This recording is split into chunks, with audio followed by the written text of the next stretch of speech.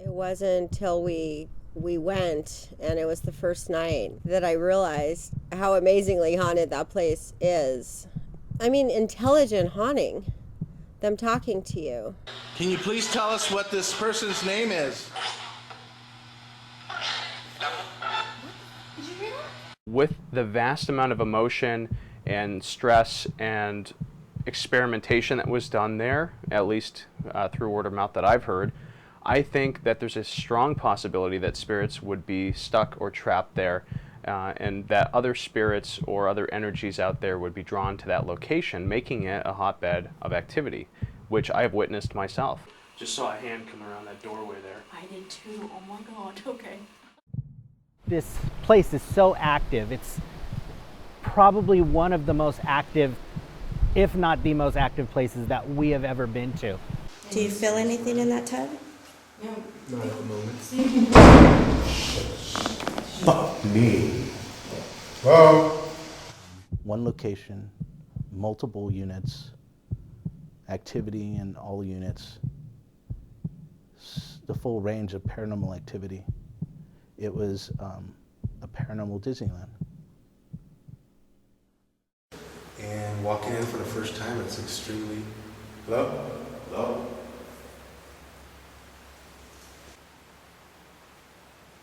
You guys get a voice in there? Yeah. I got a voice up here. I heard something on here. It was a man Okay, out so here. So, again, we're hearing a lot of voices, and it seems like we're surrounded by entities.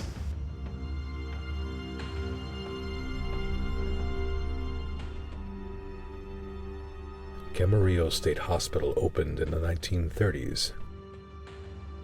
It housed and treated the mentally ill and the criminally insane. The hospital was at the forefront of treating diseases of the mind and developmental disabilities. However, Camarillo also has a dark history. Mysterious deaths, suicides, strangulation.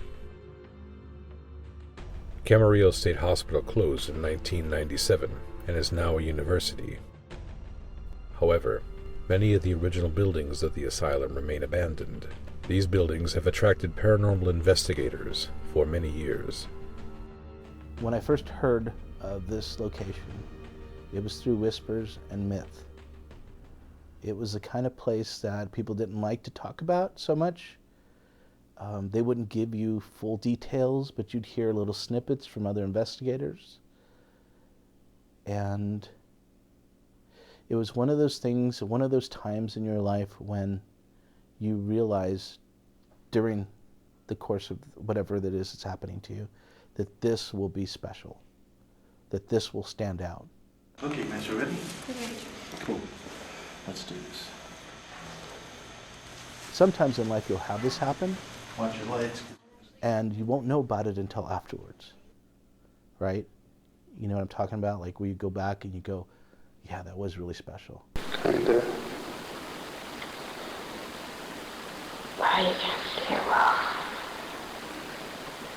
Is that weird right there? Yeah, in the middle. Yeah. Mm-hmm. Wow, you can't see it well. Is that weird right there? Yeah. You know, I started investigating back in 2001. So back in that time when I first started coming here, I was very new to the paranormal field. Some friends of ours from a group called Ventura Haunts had called myself and another friend of mine and had invited us to come down to this place, which I actually had never heard of.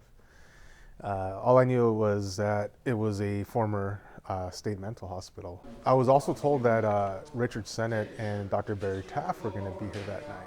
So I was even more excited to come. Do we have anybody here who is a psychic? I'm real sensitive myself. Good. Very You sensitive. getting anything? Driving in was pretty cool. It was a long, windy road, and once the road ends, it just kind of opens up into a large set of buildings. We were able to gain access into what used to be unit number 23 and 24, which are now, ironically, student dorms. Back in that time, you were able to walk into any door here and open it up and just walk right in.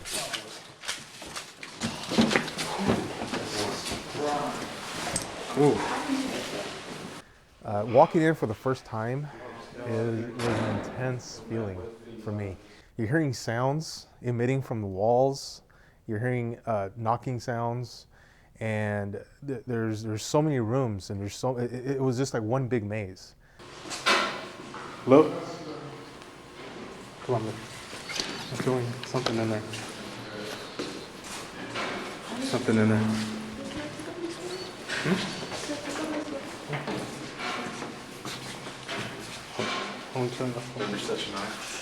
What are you getting at? Picking up anything? I felt something in that room in there. Not the knocking. It felt like a hot spot in there. What are you getting at? Picking up anything? I felt something in that room in there. Not the knocking. It felt like a hot spot in there. I went through there with some equipment I had. I had some outdated equipment. I have something called a Cyber Probe 2, which was state of the art in 1981. It's now been kind of superseded by other pieces of equipment that have similar philosophies or theories behind their usage, similar to a K2 meter, very common now in ghost hunting. And all of a sudden, this thing went off like a Roman candle. Lights were flashing. Bam, bam, bam. Hold it up higher, maybe that'll help. Oh, getting a lot. Whatever it is, it's around here. Never seen it do this before. And I recorded the spot, and I said, something's here. Well, they brought in another fellow from LA, a top-notch parapsychologist, Dr. Taft, Barry Taft. He's also a friend of mine. We've worked together on a few cases. He brought the most sophisticated equipment I have ever seen. Big, large metal boxes. In fact, he had a device which actually measured variations in the magnetic field of the Earth. Pretty sophisticated. So he brought it in. He said, well, where did you find this anomaly? I said, right over there. He said, what did you use? I showed him the K2, which almost made him burst out laughing. He said, you know, like there are better things out there. And so I said, okay, I know it's old school. So I put it down. And he set his equipment up, now kind of laughing to himself. He didn't think he'd get anything. But when he turned it on, you know what he received? A zero on the magnetic field.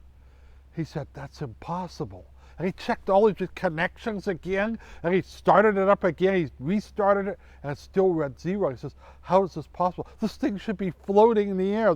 Should be no gravity in this area. But we had picked up something. Construction began on Camarillo State Hospital in 1932, and the hospital began receiving patients in 1936. The vast complex of buildings sat on 1,648 acres. The land was part of Lewis Ranch, but before that, it belonged to the Chumash Indians.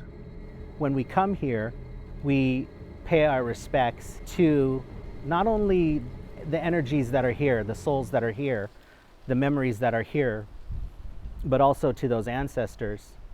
Because I think one of the things that we recognize in all the years that we've been doing this is that all those energies are connected. We believe that there is a constant flow of energy. Camarillo State Hospital was like a small self-sustained city, which grew its own food and maintained livestock. The hospital became famous in popular culture. The Eagles' song Hotel California was rumored to be about Camarillo State Hospital. A claim the band flatly denies. In time, these facilities, these state hospitals became overcrowded, and they became understaffed and underfunded, and the conditions became terrible. And they were either ignored, overlooked, or sometimes even forgotten. And with indeterminate sentencing, or commitments really, The mentally ill were packed in together, and these mental hospitals became custodial warehouses. Camarillo also became infamous when a nurse working there, Nadine Scola, published her diary of events she witnessed at the hospital in 1976. How can they allow such places to exist? They really need to reform, but who is going to do it? We're supposed to be civilized, and yet many people are treated worse than the lowest form of animals. Who cares about these patients? The release of Keeper of the Keys coincided with grand jury investigations. What happened was there were these two girls, and they were going at it really bad. They pulled out a fire hose from the wall, and they sprayed the two girls. The two girls were cut up from the high-pressure hose from the water, and one of the girls, the skin was practically almost ripped off her. Camarillo staff were accused of overdrugging patients with a tranquilizer cocktail known as the number 1, a mixture of thorazine, stelazine, and hydrazine. I do recall that the initial excitement about thorazine and so on kind of gave way to an interest in electroconvulsive therapy, first introduced by an Italian psychiatrist. And they used to call it Edison medicine, the patients. For me, Camarillo State Mental Hospital was probably in its heyday both a place of great pleasure where kids could play and be around other kids that had the same handicaps as themselves, as well as learning to help rehabilitate certain people. But however, there's always a darkness around these places because of the type of mental distress that a lot of the subjects in the location were experiencing. This can also draw in negative forces, possibly non-human forces, on a spiritual level as well, to feed off of those anxiety emotions or fear emotions or anger emotions, and it becomes sort of a hotbed for activity on both sides, with the human as well as the non-human beings. That's definitely locked.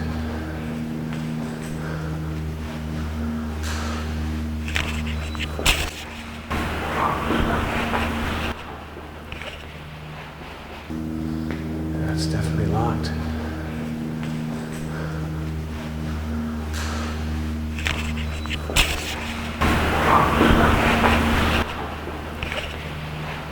There's a lot of weird suffering or bad treatment that happens, and I think it keeps a lot of, even if it's only residual, it keeps a lot of activity happening because it's saturated in the location. In Camarillo, they did do shock therapy. They had people that were severely aggressive psychotics that they kept on lock and key there. And when you have those kind of people in a space, that's going to transmit into the building blocks of that location, into the ground of that location. And I think it only creates for kind of a perfect storm of activity. Can you tell us where you're from? Are you from Camarillo or are you from Los Angeles, Downey, Long Beach?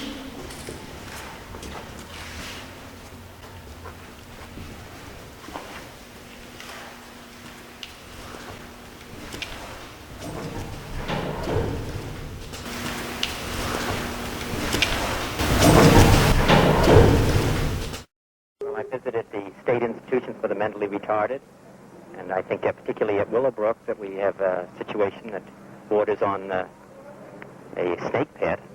The doctor invited me to see the conditions he was talking about, so unannounced and unexpected by the school administration, we toured building number 6. The doctor had warned me that it would be bad. It was horrible. In 1972, Geraldo Rivera paid a surprise visit into the Willowbrook institution, exposing the inhuman conditions the children still lived in. There was one attendant for perhaps 50 severely and profoundly retarded children. Lying on the floor naked and smeared with their own feces, they were making a pitiful sound, a kind of mournful wail that it's impossible for me to forget. This is what it looked like, this is what it sounded like, but how can I tell you about the way it smelled?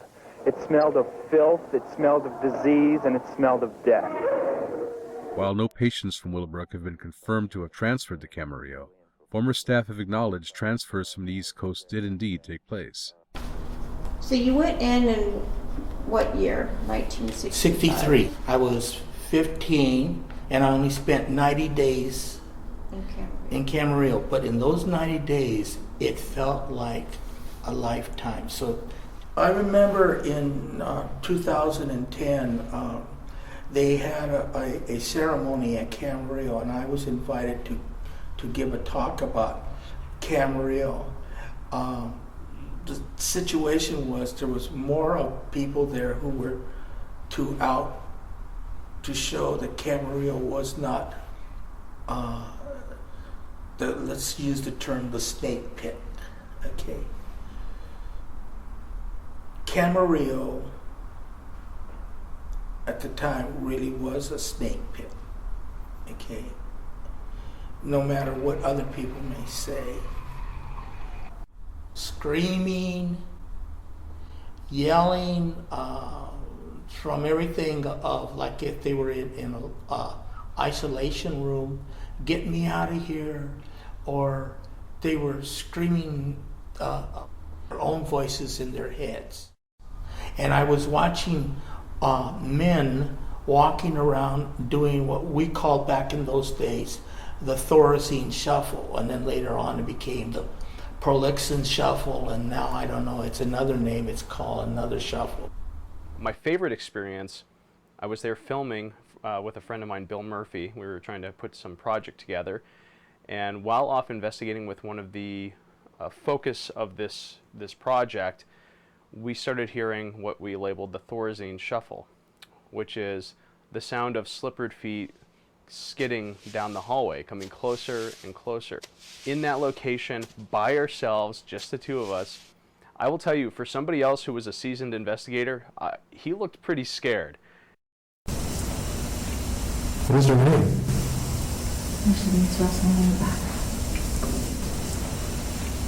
What is her name?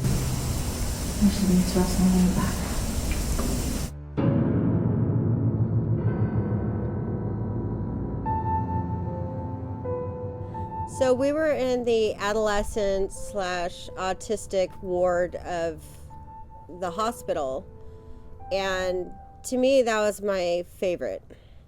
The energy felt a lot better than a lot of the other places on campus. It wasn't a dark energy. There was a lot of confusion that I felt, but the same confusion consisted throughout the hospital. But because it was a juvenile ward, I felt more comfortable. I feel so bad for you. Who are you looking for? Someone. Is it your mommy? Are you waiting for your mom to pick you up? I heard a female voice right now. Down this way? Down that way. Yeah. Did you too? Yes, I did. Ask again, Becky. Are you looking for your mom?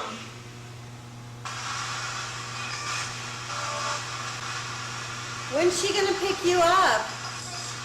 I don't want to leave you here alone. I think that ward, that ITC session, the bits and pieces we actually had put in one of our videos was the most impacting. We have somebody new with us. Can you please tell us what her name is?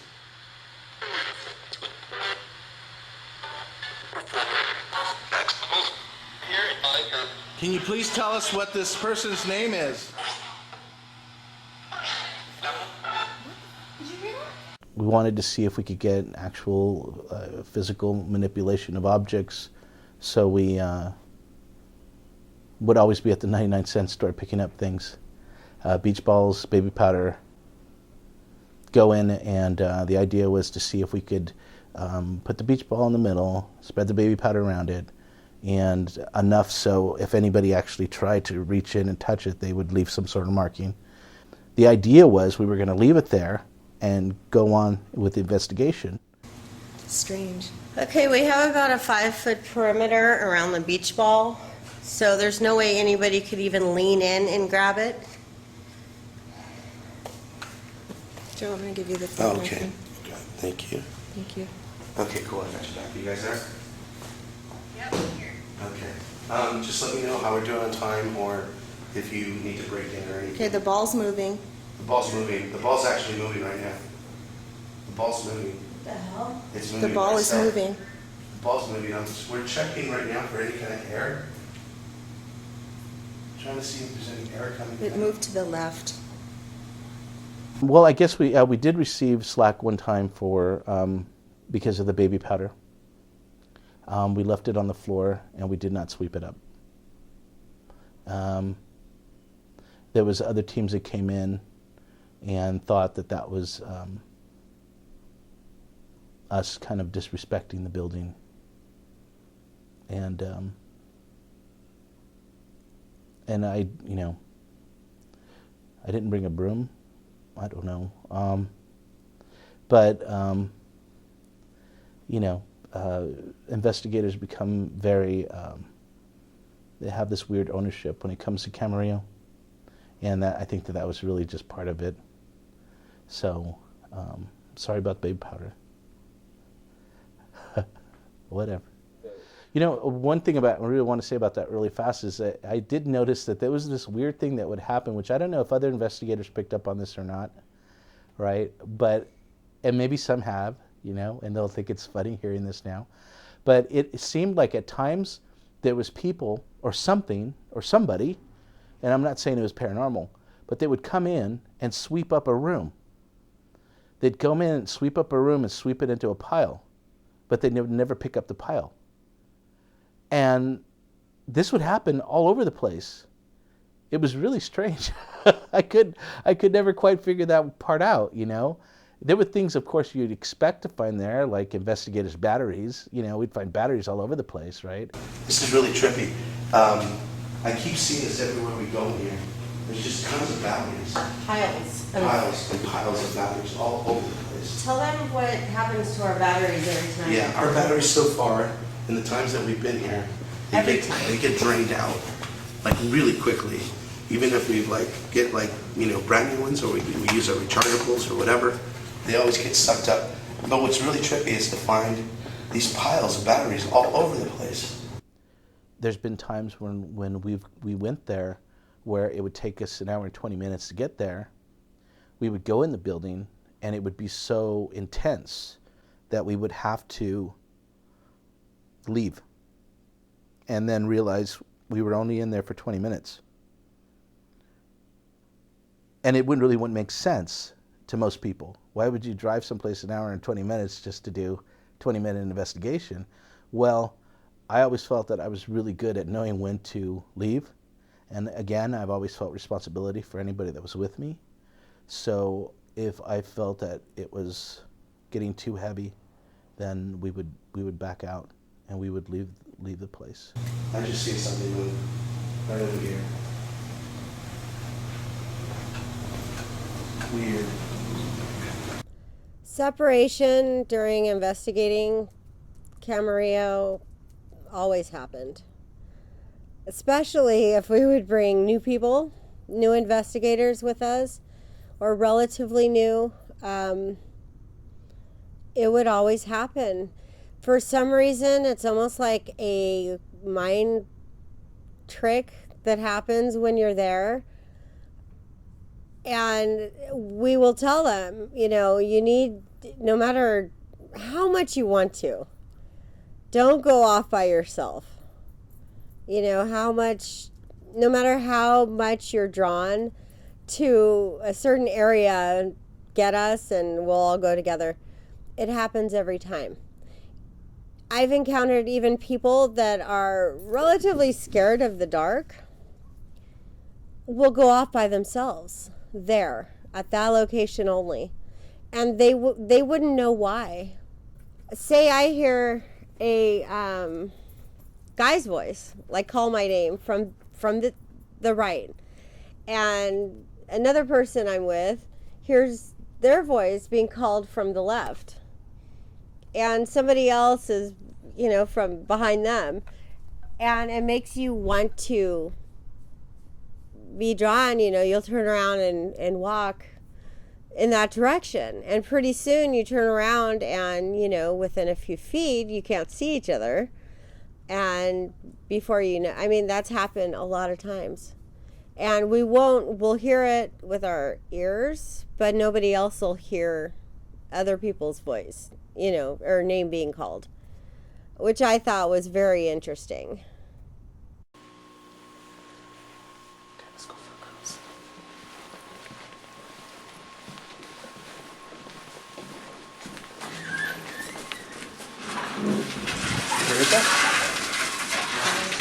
Did you kick that? Did you guys touch that? No, nobody touched it. Nobody touched it. Doors closing on its own. I began coming to Camarillo in 1998, and I remember my daughter was 5 years old. That's why I remember it. She didn't want to be here. But I wasn't going into the buildings or anything. I was actually coming here to take photographs. While walking through the campus location, I've probably taken close to 8,000 photos. Going into the buildings alone, in the beginning, alone, just not venture far in, because I had met the security that patrolled the university's grounds, and he indicated that he only sweeps the building once a month. So if the doors were to lock behind me, I would be stuck. So I would not venture too far in. And while doing this, I began to hear things. I wasn't interested in the paranormal. It wasn't even something that entered my mind. But while here, photographing, I started to hear footsteps, voices, and I'm like, am I alone in this place? And I was. So I was no longer taking pictures. I was bringing now my recorder. I used my phone to bring down the stairs.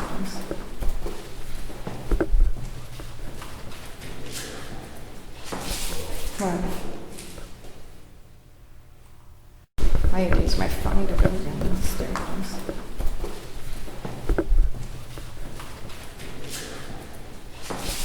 What? While I was coming to Camarillo with this other investigator, I noticed a personality difference. This person began off really nice, asking questions and not being demanding, to a person that became, very hostile, demanding that, she gets some response from the spirits that remain here. All right, we were leaving the courtyard, and as I turned, I was hit with rocks, or pebbles, I should say pebbles.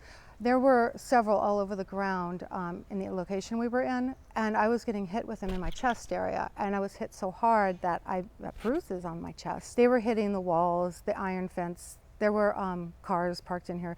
They were being hit as well. And my daughter and my sister took off out the gate, like, they're getting the heck out. I, though, on the other hand, look over at this other investigator, and she's not getting hit with anything.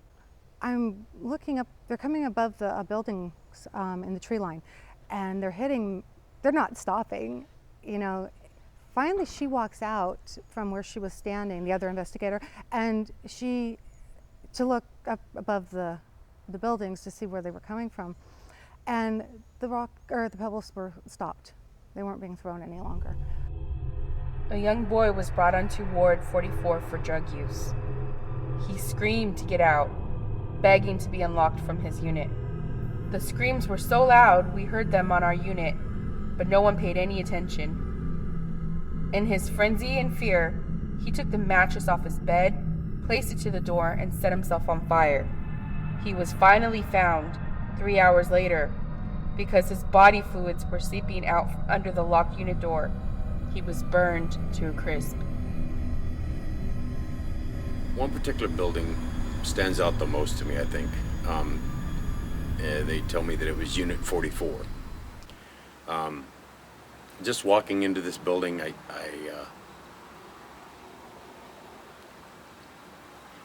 just had a pit in the bottom of my stomach. Very hard to breathe.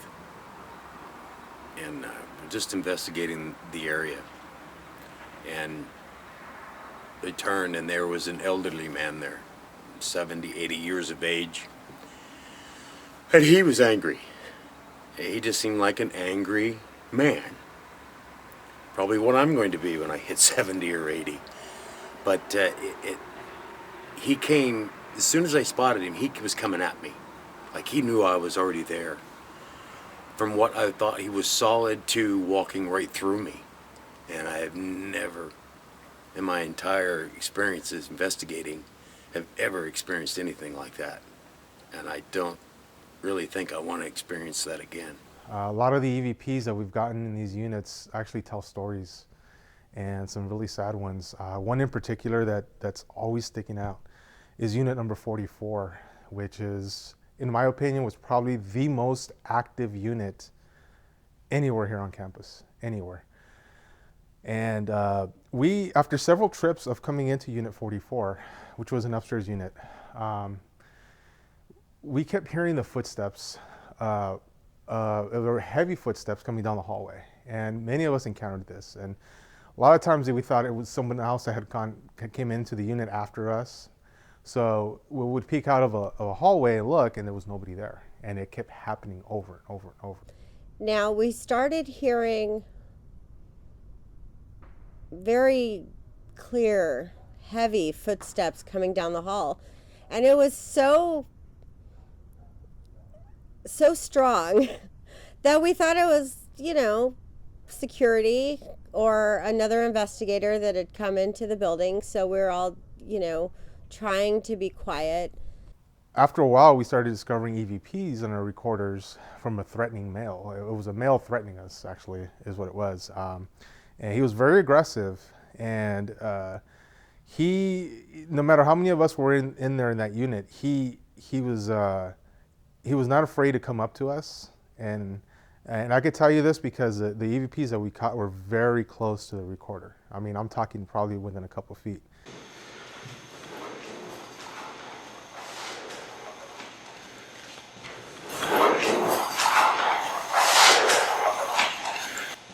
Finally got upset with it one night, and don't usually do this. It wasn't a Zach Baggins deal, but we pretty much confronted this entity, and we walked him down the hall. And it was a very interesting thing because we could actually feel him moving backwards. The evidence we got, and we would physically see a large black mass of a man, like a tall man, that you would see him and then turn the lights on and he wouldn't be there, but we would all see him. And we think it was actually the footsteps from him. I had holy water, and this was years ago, and I learned a valuable lesson that evening. Well, this night, I don't know what I was thinking. I basically wanted to, without telling anybody, bless the water therapy tub. And I basically kind of squirted a cross in this tub in the dark. And everybody around me, they're, right then is when everybody is like, okay, be quiet. We all heard the footsteps. I felt like there was fingers around my throat, just like choking me. And I was gasping for air and coughing, and everybody's, telling me to be quiet. Like, you're ridiculous, quiet. We need to be quiet. And I couldn't even breathe, let alone talk to explain to them that I was choking. Rebecca's story is compelling because her using the holy water could denote some sort of negative energy there, non-human energy that, attacked her for trying to do something which we would perceive as positive. However, the two possibilities are there. One, that yes, it was some sort of demonic energy that was in the space trying to get some retribution on her for using holy water. Or B, which is also just as likely, you're in a place that was built for crazy people. So you come into somebody's space when they're alive and you start doing weird things, they may outlash at you for no reason other than they just didn't like the way it looked when you did it. So I think those two possibilities, I would lean more towards the fact that it was probably a deceased spirit of somebody who was obviously experiencing mental distress, and they were taking it out on her because she was there, she could feel them, she could see them, and that's just how it goes. I mean, the one problem with being empathic or spiritually open is that it's not just that you can see them, they can see and feel you. And we can interact with each other even if it's only on a base level at certain times. We're going to be coming through here, okay?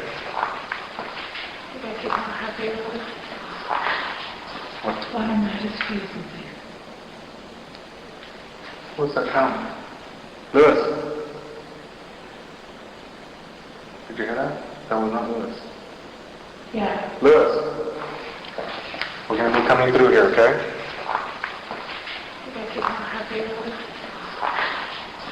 Bottom right is freezing, please. What's that sound? Lewis! Did you hear that? That was not Lewis. Yeah. Lewis! That was not him. I know. It was behind us. I know. I'm not afraid of you either. Oh wow, it's got a hold of me. Let's go. No, don't run, don't run, don't run, don't run. Don't ever run. Come here. No, come here. Don't ever run. Say I'm not afraid. Okay. Huh? You want to say I'm that? not afraid. Oh, no, okay, just... All right, let's go. And you know, what I'm going to tell you is very hard for me to say because, and we gathered this information over several investigations, probably over a couple years. Some of the EVPs that we caught in that shower room were very disturbing. And from what we gathered, she was a patient, a young female patient, that was possibly sexually assaulted or raped. And on a few other occasions, we did capture the same female voice whimpering, crying as well. So it was very sad, very emotional.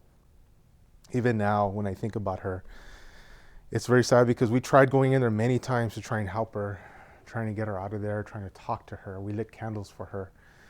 We did so much in there to try and help her get out. And it was really sad a couple of times where we couldn't get in there to help her because, you know, the door was locked and you know, we came with that mindset to come into Unit 44 for that reason, because we knew that male spirit that was there was for some reason trying to prevent us from going into that shower room.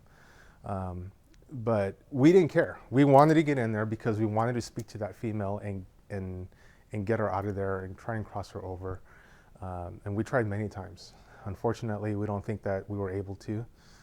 And you know, there's a lot of times where I think about her, and it's just I get emotional just thinking about it because you know, I just feel like she was trapped there, and I feel like she's still there. And because of what happened to her, she can never leave. It's in her consciousness, it's still a state hospital. She's still committed there. She can't get out, and she's being held there. Now, when we close this door when we leave, are you able to open it like that door? Well, the knob opens. It's not locked, so we'll be able to open it. Okay. Now, when we close this door when we leave, are you able to open it like that door? Well, the knob opens. It's not. My family has a connection not only to this hospital, but to the valley here.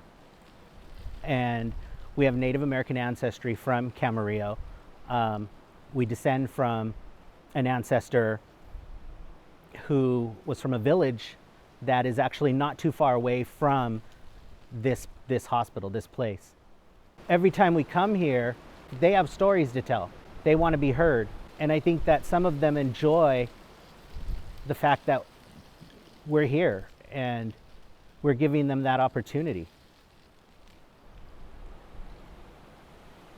That makes me happy. Okay, look at this. It's come off like chocolate crayon. Gee, I looked at that, did that come on my face, John? Yeah, it's out. Where's that crayon at? During one investigation, they put down some crayons and a ball, and they put down a toy car. And so we came back a little while later, and I can't really recall if the ball had moved or if the car had been moved, but phenomenally, there was drawing on the wall. One of the crayons had been moved, and there was just, I'm so blown away by that. They used the back, the bottom. Yes, you did. Can you come up and come up that easy? No. Hello? It's more. And it was really cool just to see that and to see them, you know, drawing with those crayons. Pretty remarkable.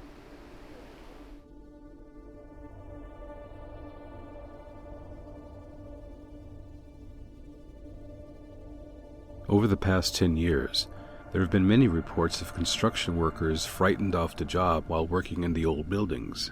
We spoke to some of these construction workers as they were going on their lunch break. They asked not to be filmed, but they did tell us about some of their disturbing experiences working on the old Camarillo buildings. Everywhere, anywhere they're at. Even the stuff that's barely built. Or stuff that's been rebuilt. Stuff that's been rebuilt, yeah. Yeah. The library. The library has a lot of activity? That used to be the morgue. Right. Yeah. They invited us to look around the current building they were working in until they returned from their lunch break. During this daytime walkthrough, a very clear and loud disembodied voice was captured on 4 different recorders, including the onboard camera mic. I heard it too, but I thought it was the girls. Oh, it was over here. Yeah. I heard it on the record. I'm listening with headphones. I heard it. Yeah, it was over here. I thought it was you, but it wasn't like you. Oh! Oh my God, that was freaking clear. Did you hear it?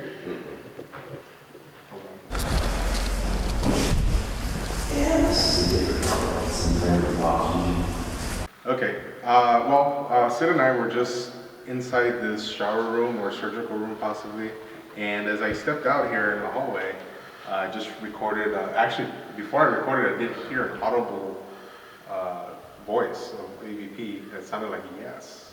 And then that's when I asked him, did you say something? He said no. There was nobody in this area, immediate area here, so we just played back the audio right now when we did get the EVP on the recorder. I'm going to play it back right now.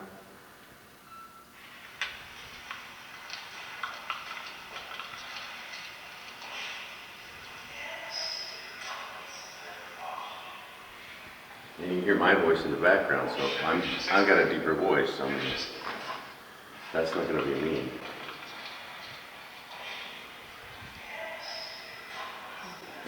It's right on top of him. The 2 females were down way down at the other end of the hall. We could barely even hear them. Yeah, This is right on top. Well, this is like right here. Yeah. It was right here.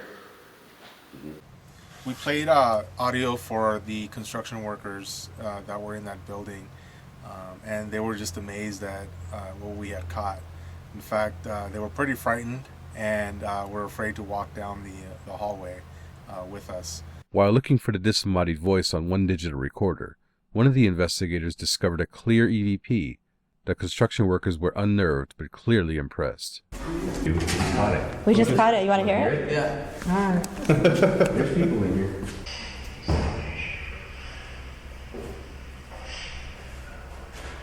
Oh my God. You got another one? Yeah, this is fucking crazy. Look at this. This is hello there. It does? Hello there. Watch.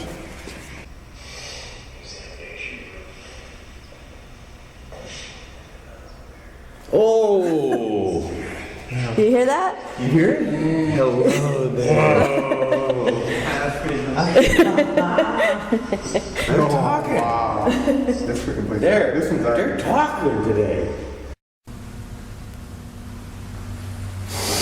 Examination. Hello there. No, that's something. Examination. Hello there. No, that's something. Camarillo State Hospital is by far the most terrifying place I've ever been in. Even during the daytime, I feel the energy there. I feel drawn to it somehow. Like for a while, I wanted to keep going back there. and I wasn't sure why. I did feel like something attached to me. I think the second or third time I was there, I went home and I didn't want to get out of bed for a couple days. I felt very depressed. I just had no energy, just something very sad. So I ended up having to sage my house and bless it because it was just a very bad feeling that I had. This was with a couple group members, and we decided to go into one of the rooms that was empty, and we were talking about if it was like maybe a padded room, because there was something on the walls that just looked like something had been peeled off of it. And as soon as I walked in the doorway, I asked who was there with us, and then I heard that man's voice. Is anybody in here with us? It's Maria. Is anybody in here with us? It's Maria.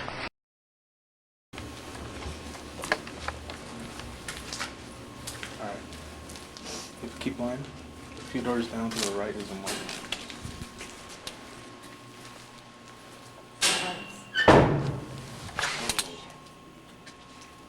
Oh, we got a pivot going on here. That was definitely a door.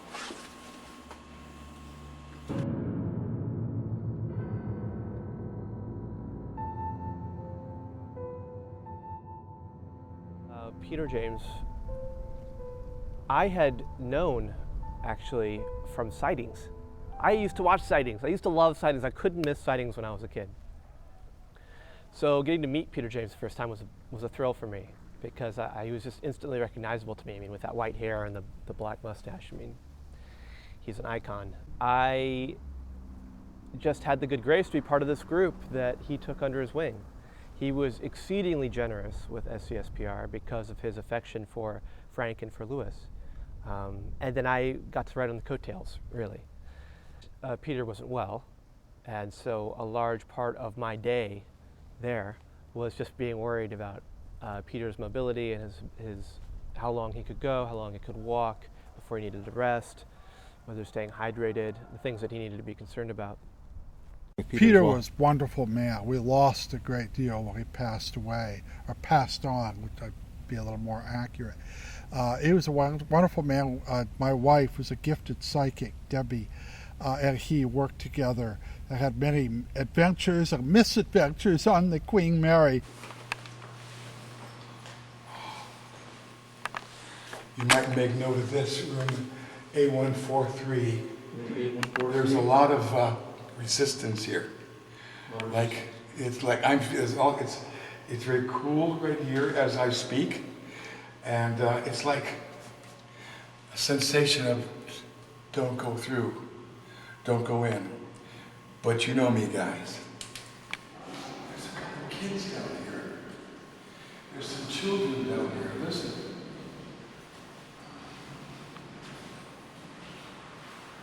There are children in here.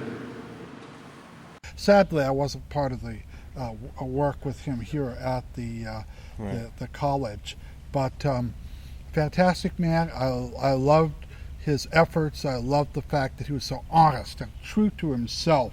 He didn't take any BS from anybody. There's voices in there. There's voices here. Here, listen. Hello? Hello?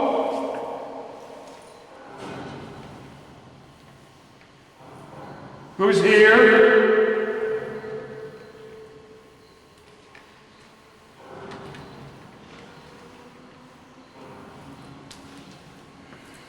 I remember walking through one of the units, and he was almost running into spirits, as he was walking down the hallways and going into different rooms. And like you said, he was pretty honest and up front. And if he didn't feel anything, he would tell you straight up, "I'm not feeling anything."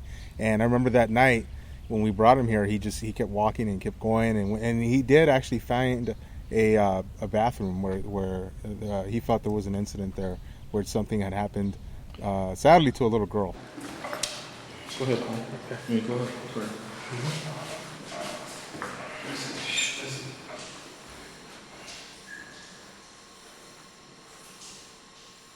Now,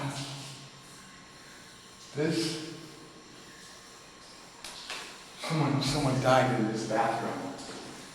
Someone was murdered in this bathroom. And what I'm feeling, now, let me preface it by saying, I don't make up stories. Okay, I don't sensationalize. This is my sense that someone was murdered, someone was stabbed to death or cut to death here. This is, hello?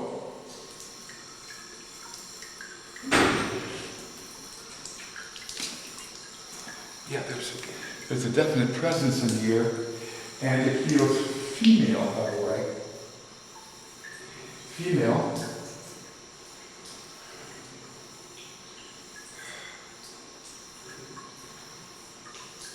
Now, this is for the record. What I'm feeling, hopefully we can research this. There's a young girl who was murdered in this bathroom. She was stabbed to death, or her throat was cut. Her name was Anne, or Annie, is what I'm getting. That's the name I feel here. Annie. Frank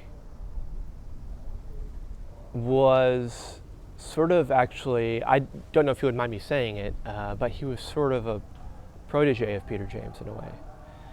Peter was, I felt, quite interested in nurturing Frank's sensitive side. He was very open, I think, to hearing what Frank had to say, what impressions he might have. And, you know, Frank's a very gentle spirit. He's a very gentle person that you can tell is naturally sensitive, and maybe not even in like a paranormal sense, but he's a sensitive person. And that location, I think, was perfect for him in a lot of ways. Yeah, describe how you're feeling again, Frank. Right now I'm sensing my sleeve moving, almost like someone's tugging at it. And I'm not even moving my arm. It's okay, sweetie. Don't be afraid. We're friends, okay? It's like slightly moving. It's right here. I can sense you right here. Oh my God, that's crazy. Are you going to show us something? You can stand back. Go ahead.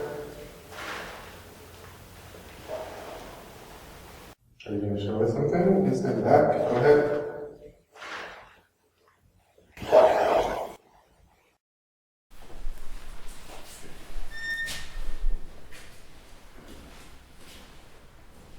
Go ahead. We're going in. Okay, going in. We're going in. Okay, going in. Unit 26 has a long hallway. I was leaning against the wall. My back was really, really sore. And, you know, Sid told me to take some medication for it. And I'm like leery because my doctor had changed my medication. And Sid starts talking again to the spirit, saying, you should judge by the pain and not by the time frame. Don't wait X amount of hours, you should take it.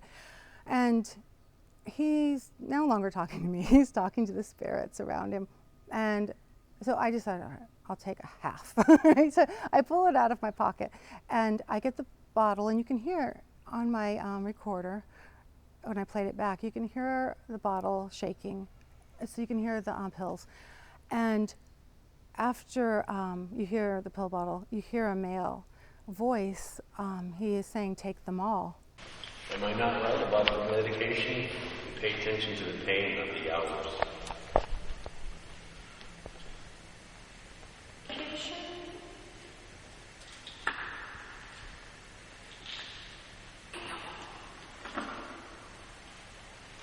Am I not right about the medication? Pay attention to the pain of the hours.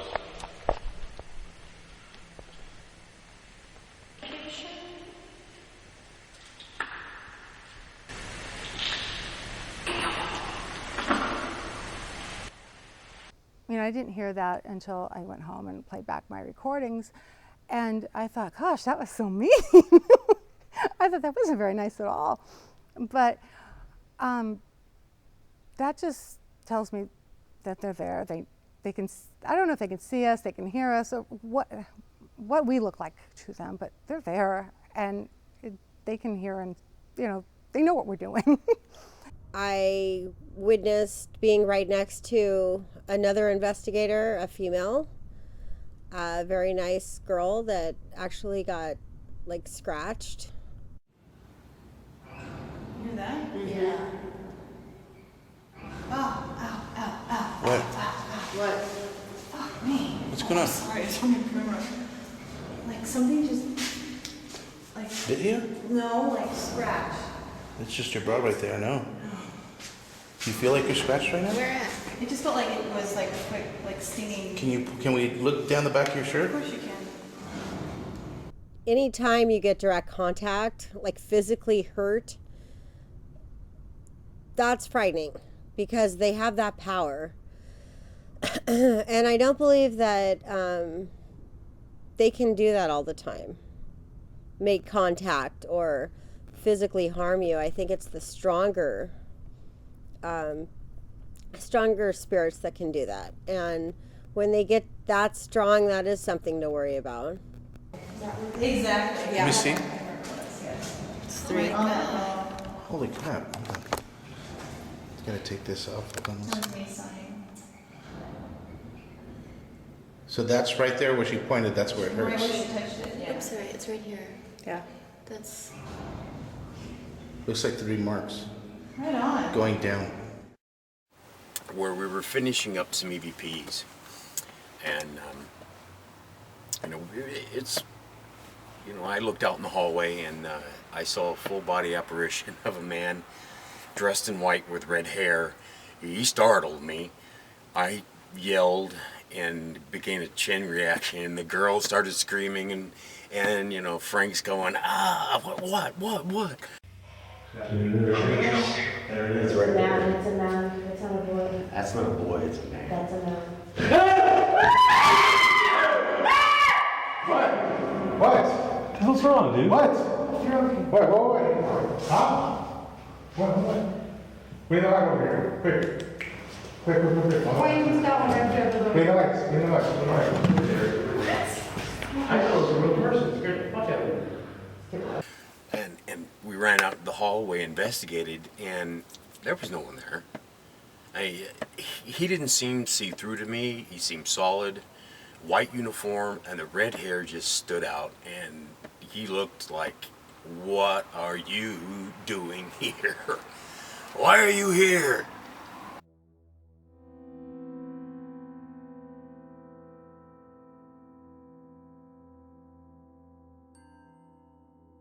In Unit 25, there's an upstairs bathroom. It's painted black, and after looking throughout all the buildings over the course of many years, that's the first bathroom I've ever come across painted that particular color.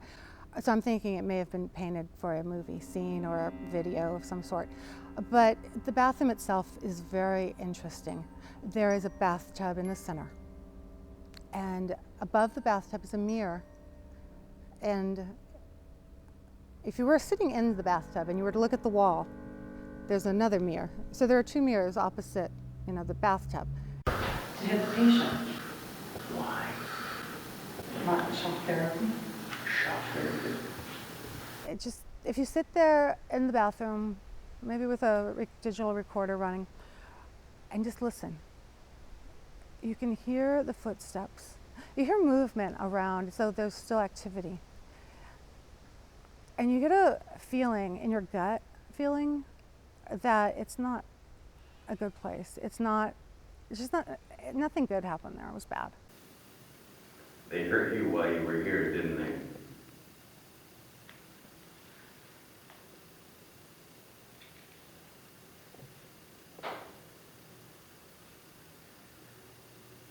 Thank you.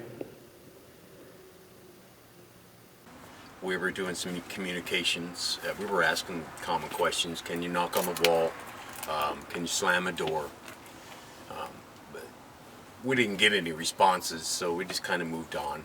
And a little ways down, we put one of the investigators in the tub. We wanted to try that, and as he was in the tub, get ready to start, with the door slammed. Do you feel anything in that tub? No. Not at the moment. Fuck me. Whoa. Are you pissed that we're in here? Are you scared? Yeah. Who's here? That was very nice. Doors just don't slam on their own.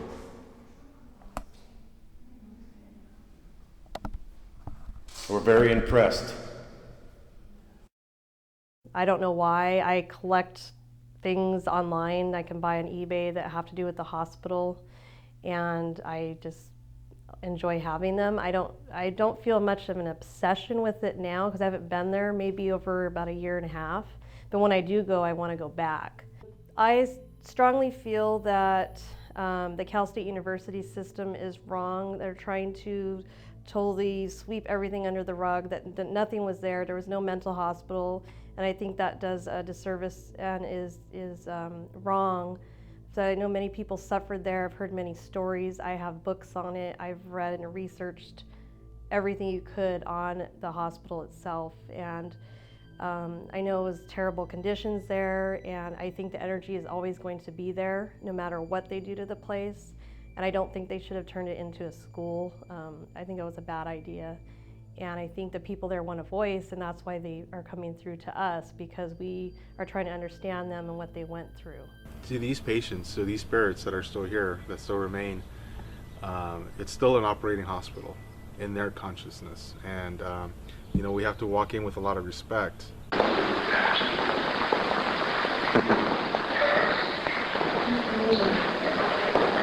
I think one of the problems the university has now is they're trying to cover up their past. They're trying to pretend that this was never a mental hospital. And it was. And rather than try to hide it or shield it or cover it up, they should embrace their heritage. They should call, like their student union, the Snake Pit, because part of that classic award-winning film, The Snake Pit, was shot right here and based on the events that happened here at this place. I think they should, if they ever get a football team, rather than call it the Dolphins, they should call it the Maniacs, you know? Embrace their heritage, maybe have their mascot in a straitjacket or something.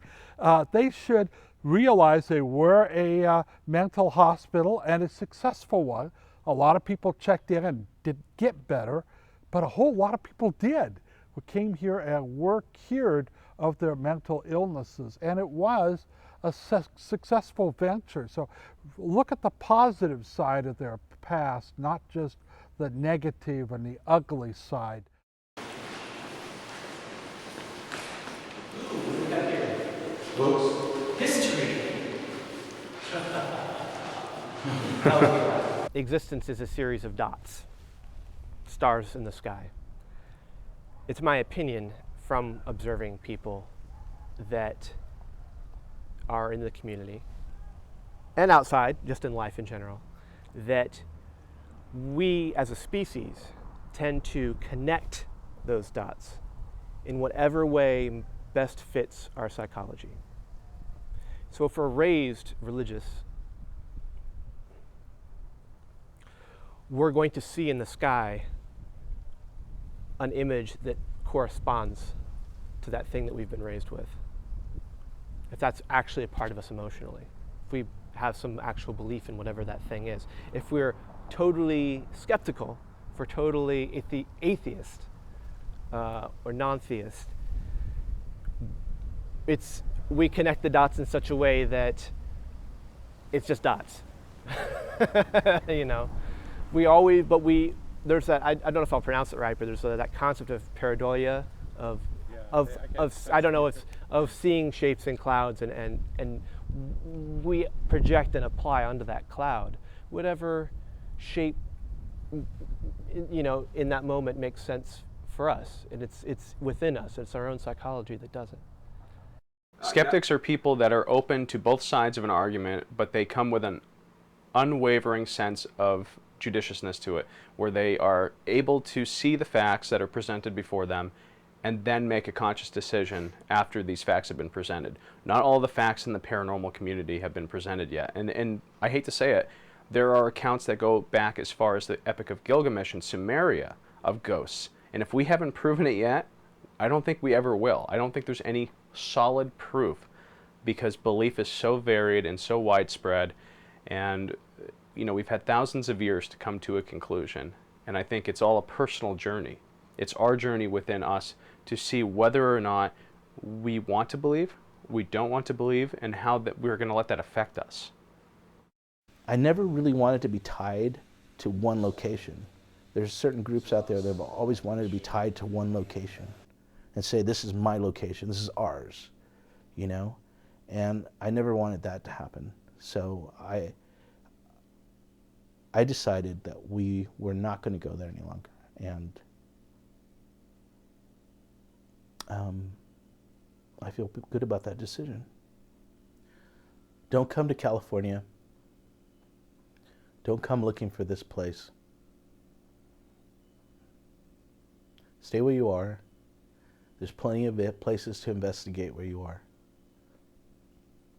The only reason that I'm talking about this, and I know at some points it sounds like I'm romanticizing it, but is so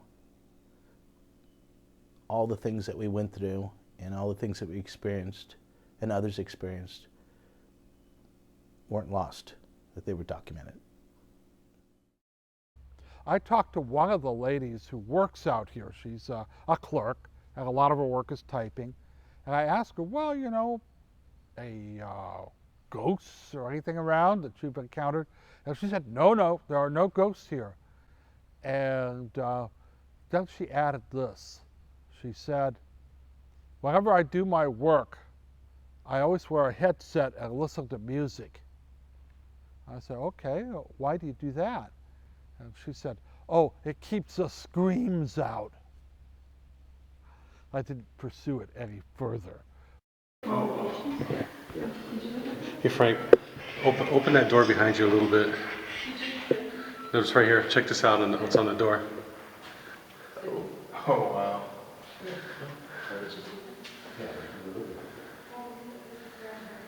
Oh, that's weird. Shit. Someone knocked on it. Did you hear that? I thought that was you. No, look. Someone freaking knocked on the door. Someone knocked on it. Look, it wasn't me. It just went like that. Yeah.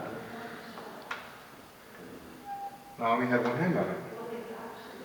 I do see myself coming here for a long time, as much as I can, because there's a special bond here, and I feel like the spirits here have gotten to know me over so many years. In fact, I can tell you because of the EVPs that I've caught, where I keep hearing my name called out, and I've also caught it on the recorder a couple times.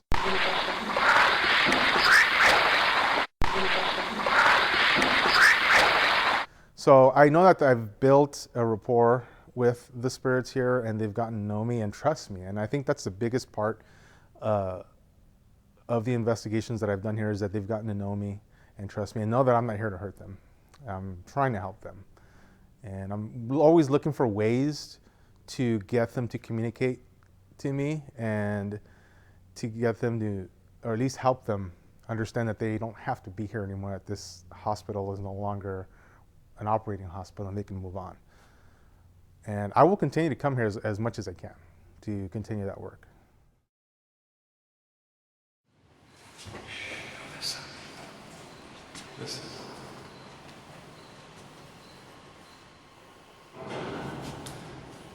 There's voices here, listen. Right.